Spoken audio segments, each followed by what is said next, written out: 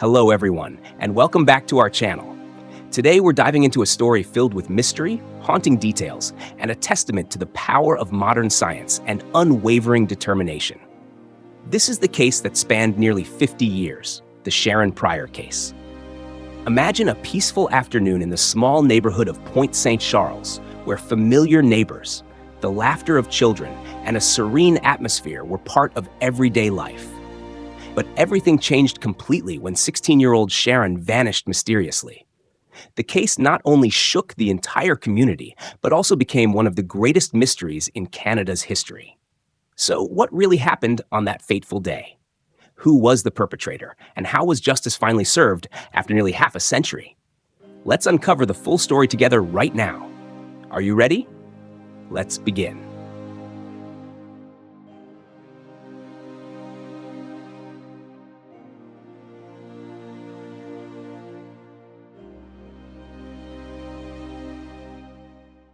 It took 48 years, but police in Lungai say they have identified the suspect behind the murder of a 16-year-old girl. Let's go now to the CBC's Sarah Levitt, who is on the ground there. Sarah, what are police saying? Hannah, it's quite the remarkable story here. Police saying that DNA testing has resulted in conclusive results that the murderer in this case is Franklin Romine or Romine. But to go back, because this is a long time case, it was 48 years in all, we have to go back to 1975. And that's when Sharron Prior, living in an area in Montreal called Point St. Charles, she went missing, and a few days later her body was found. She had been raped and murdered. And for decades, the family didn't have any answers as to what happened and who did it.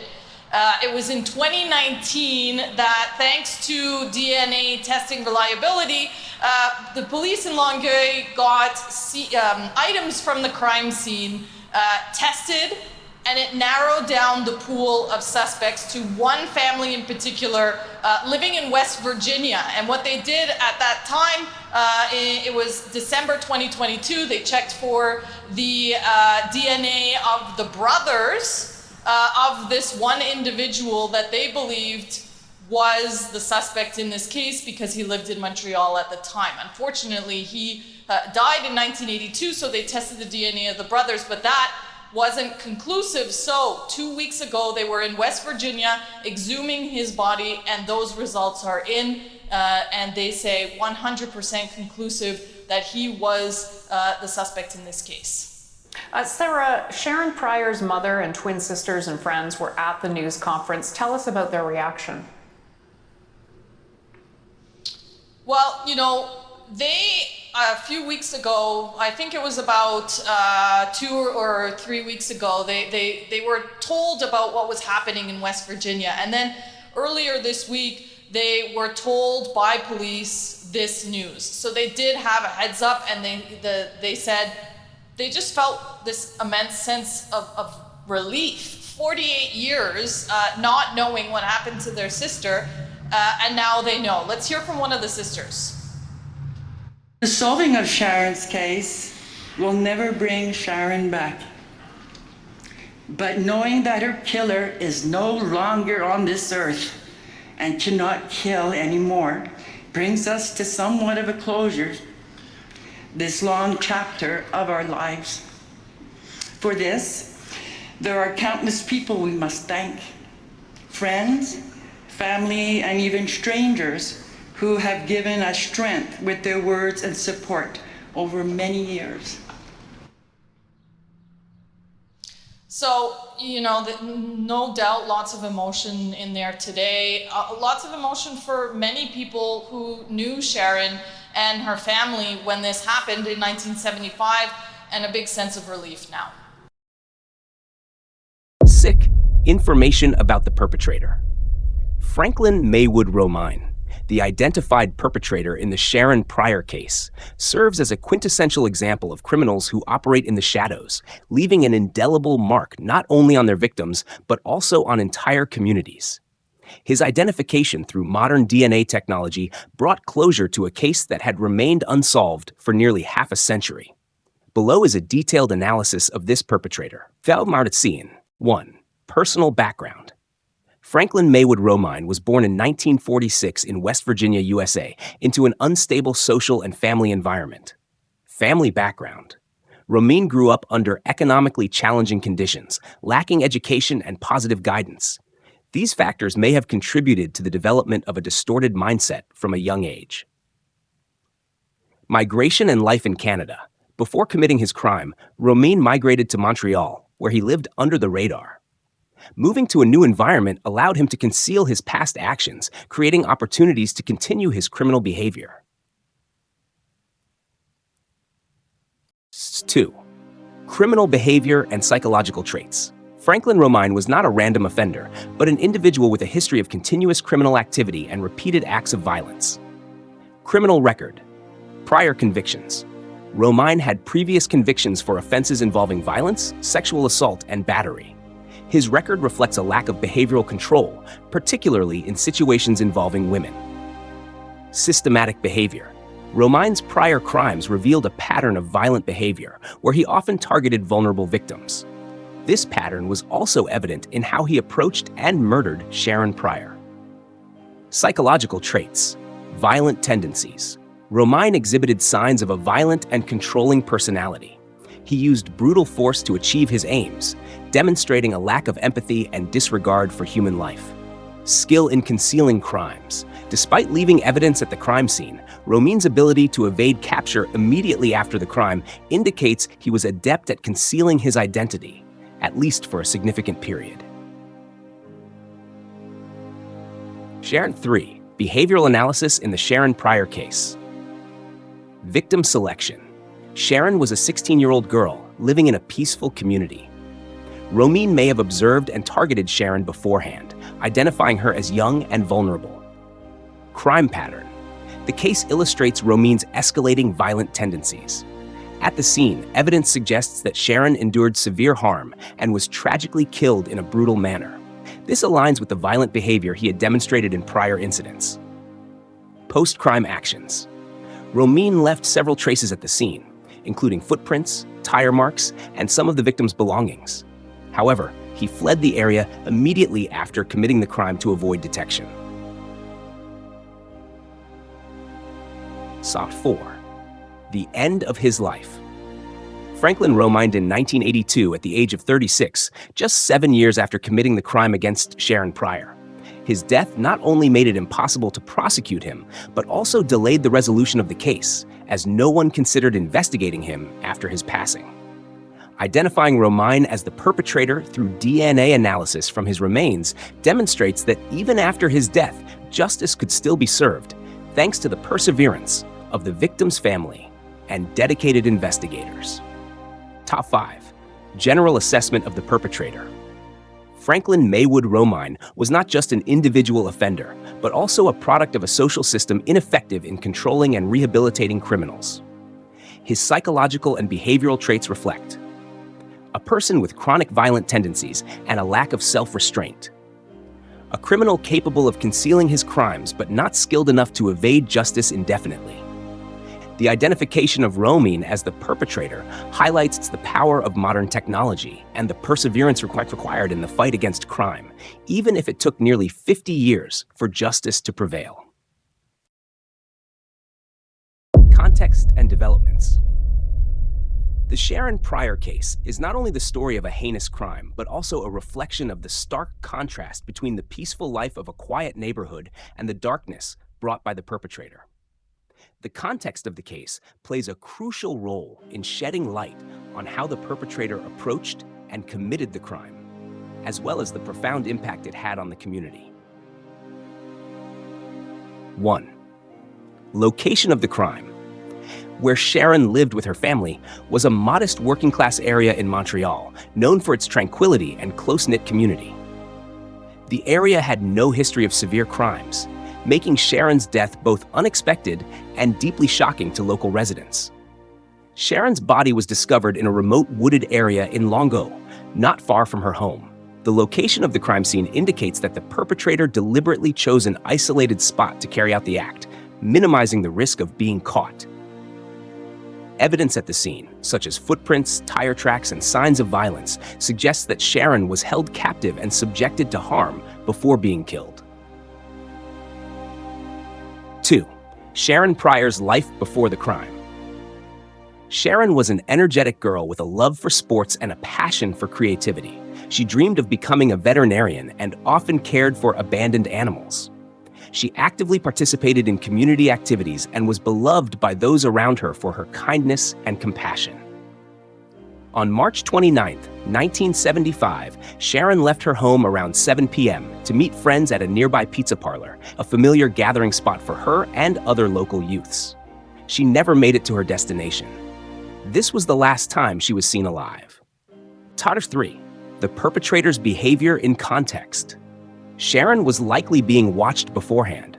Walking alone in the evening made her a vulnerable target. The perpetrator may have been familiar with the area and knew that Sharron frequently passed through it. Sharron was abducted while on her way, indicating that the perpetrator acted swiftly and with careful planning. Her captivity before her murder suggests the perpetrator was not solely intent on attacking her, but sought to inflict prolonged physical and emotional harm. The secluded wooded area in Longueuil, chosen as the crime scene, reflects the perpetrator's desire to commit the act far from prying eyes. Evidence at the scene indicates that Sharron fought back in an attempt to escape, but was overpowered by the perpetrator's superior strength. 4. Community reaction. The brutal murder of a young girl in such a peaceful area left the community in shock and fear. Local residents not only mourned Sharron's loss, but also became deeply concerned about their own safety. Immediately after Sharron's disappearance, hundreds of volunteers joined the search efforts, combing through streets, parks, and remote areas in hopes of finding her. These efforts demonstrated the community's solidarity, but also underscored a sense of helplessness as the perpetrator remained at large. 5. Unusual aspects of the context. Sharron disappeared in the evening, a time when there were fewer people around. This was an ideal opportunity for the perpetrator to act without being noticed. However, the attack occurred close to her home, suggesting that the perpetrator might have been familiar with the area and had premeditated the act. Around the same time and in the same area, another woman was attacked by a man with a knife, but managed to escape thanks to the intervention of a passerby. This initially led to the theory that the two incidents might have been connected to the same individual. 6. The impact of the context on the case. In the 1970s, criminal investigation technology was limited, making it nearly impossible to analyze evidence such as fingerprints or DNA. Gaps in evidence preservation systems and criminal databases further stalled the case, leading to a swift deadlock.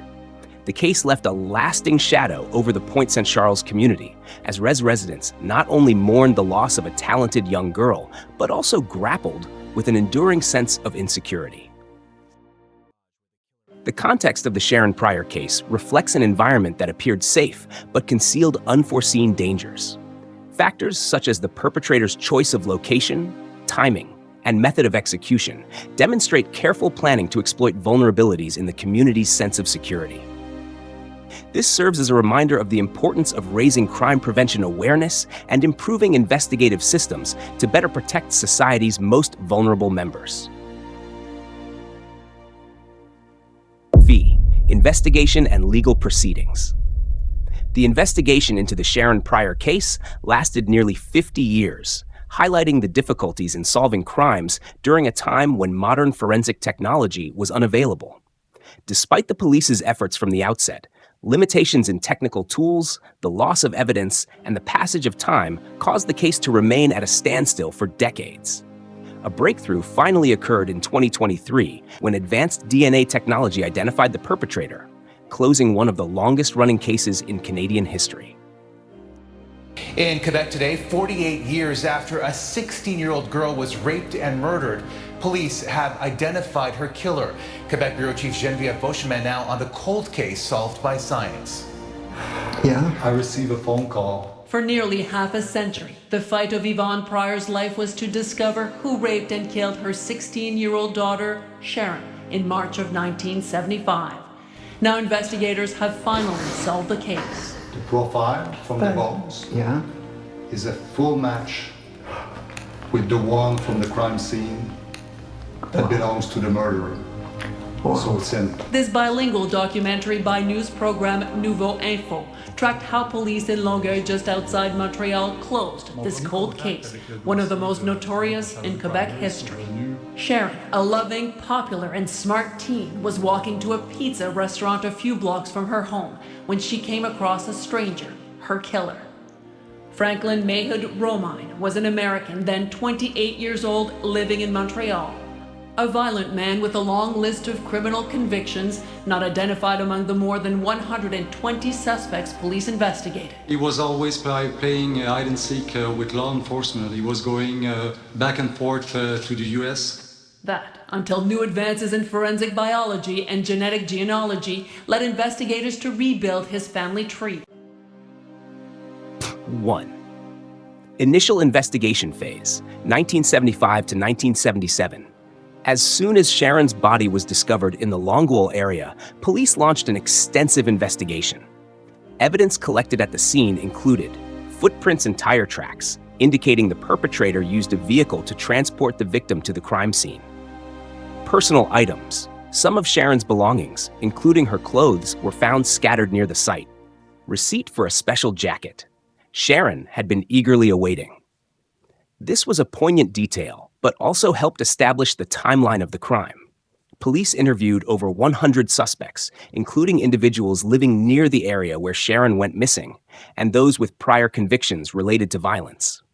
Several witnesses reported seeing a suspicious man, but provided only vague descriptions, leaving investigators without clear leads. Despite deploying significant resources, the police were unable to gather sufficient evidence to identify the perpetrator. The case fell into a state of stagnation within a few years of Sharron's murder. 2. Prolonged stalemate period, 1978 to 2019. A significant obstacle in the case was the loss of critical physical evidence in 1995, as items collected from the crime scene were not properly preserved. Only a limited amount of evidence remained, including Sharron's clothing and a blood-stained shirt believed to belong to the perpetrator. During the 1970s and 1980s, forensic technology was not advanced enough to analyze DNA or extract meaningful clues from small traces of evidence, leaving investigators unable to fully utilize what they had. Criminal databases at the time were rudimentary and insufficient for linking suspects to the case. Sharron Prior's mother dedicated her life to keeping the case in the public eye and urging law enforcement not to abandon the investigation. She appeared on television, organized public appeals for justice, and consistently pressed the police to continue their efforts. 3. Breakthrough with DNA technology, 2020 to 2023. In 2022, forensic scientists used advanced DNA technology to analyze the blood sample on the shirt found at the crime scene. The analysis identified the DNA profile of Franklin Maywood Romine, a suspect who had never been investigated before. The use of genetic technology and global DNA comparison systems helped break a decades-long stalemate. In May 2023, Romine's body was exhumed for DNA comparison. The results confirmed that Romine was the perpetrator in the Sharron Prior case. This verification put an end to nearly half a century of debate and lingering doubts. 4. Case closure and legal impact. The case was officially closed in 2023, even though the perpetrator had died in 1982. Sharron's family finally received answers, bringing them a measure of peace after years of waiting. This case stands as evidence that no crime can escape the pursuit of justice, no matter how much time has passed. It underscores the critical importance of preserving evidence and leveraging new technologies in criminal investigations. The case also highlights the need for periodic reviews of unsolved cases, especially in light of advancements in forensic science. 5. General assessment of the investigation and legal process. Limitations of the early era. The investigation in the 1970s was hampered by outdated technology, shortcomings in evidence management, and constraints within the legal system. Power of modern technology. Advances in DNA analysis demonstrated that even decades-old cases could be solved when the right scientific methods are applied. Family's perseverance. Sharron's family became a driving force, motivating law enforcement and investigators to persist with the case despite the passage of time and significant challenges. The solving of Sharron's case will never bring Sharron back. But knowing that her killer is no longer on this earth and cannot kill anymore brings us to somewhat of a closure this long chapter of our lives. For this, there are countless people we must thank. Friends, family, and even strangers who have given us strength with their words and support over many years.